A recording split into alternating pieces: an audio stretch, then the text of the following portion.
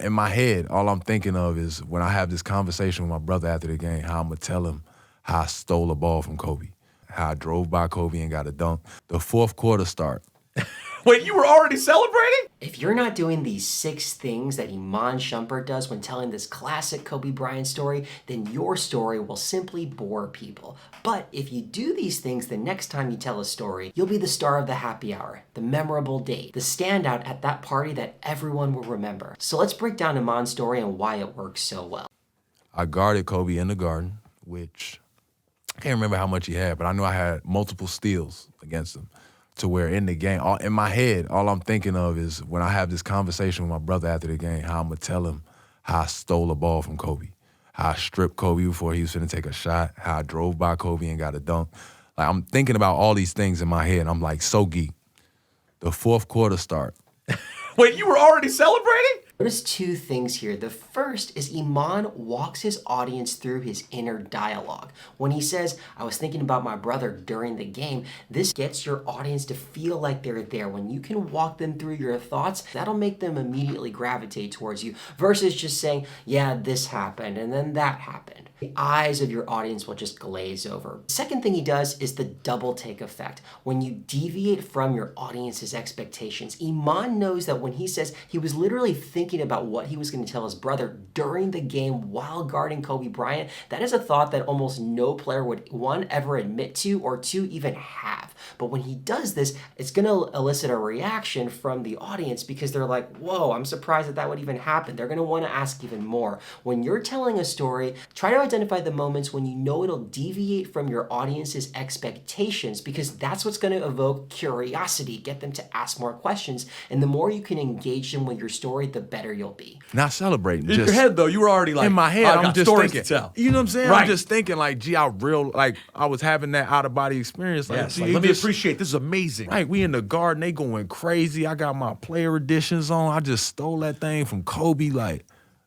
you know what I mean? Linsanity was going on. I'm like, Wait, was this the Friday night game in the Garden, the Linsanity game? Remember. It might have been. The third thing Iman does is he builds off of his audience reaction. When you're telling a fantastic story, it's not just a monologue. Ideally, it's a dialogue. Notice how your audience reacts. Are they surprised? Are they curious? Do they want you to even go in more detail? Iman confirms his host's thoughts and builds off of that by describing in more detail the actual scene at the event. By showing that you're listening to your audience, you're going to make them want to pay attention that much more because you care how they respond, and anybody will respond well to that. It's the law of reciprocation. The one that No, it wasn't that.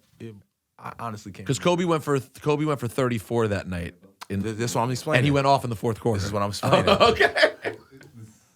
The fourth quarter starts.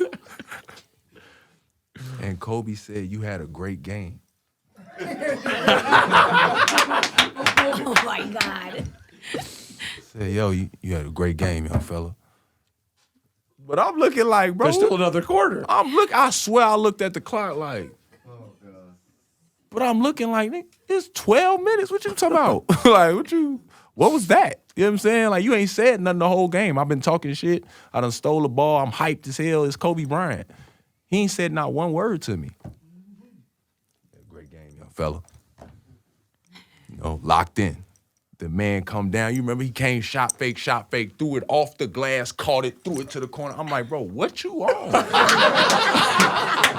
way he's living his life is the way he wants to live his. Here's Bryant off the board to himself, back to Powell, scores! What a play! Kobe Bryant to Powell. Way to invent a way to pass the ball. The fourth key is to relive and reenact the key moments in your story. In Iman's case, he reenacts dialogue with Kobe by literally showing that he shook his hand, which obviously took Iman by surprise. Here's why it's so important. When you reenact the dialogue, you're literally catapulting your audience to a particular moment. What you shouldn't do is just summarize the dialogue because that's not going to be as memorable. Another thing you should do is Show your emotions, relive the emotions that you actually felt when that moment first happened. If you notice any great movie, anytime a narrator feels happy, sad, betrayed, stunned, bewildered, the audience feels the exact same thing because it's told from his point of view. The same thing goes here. When you express your emotions so vividly, so powerfully, you're literally transferring those emotions to your audience as well. Then he pulled up from like 35 feet on some Steph Curry shit before Steph was doing that. He pulled up and laced it. I'm like, they called a timeout. Dan Tony looking at me. I'm like, bro, I ain't.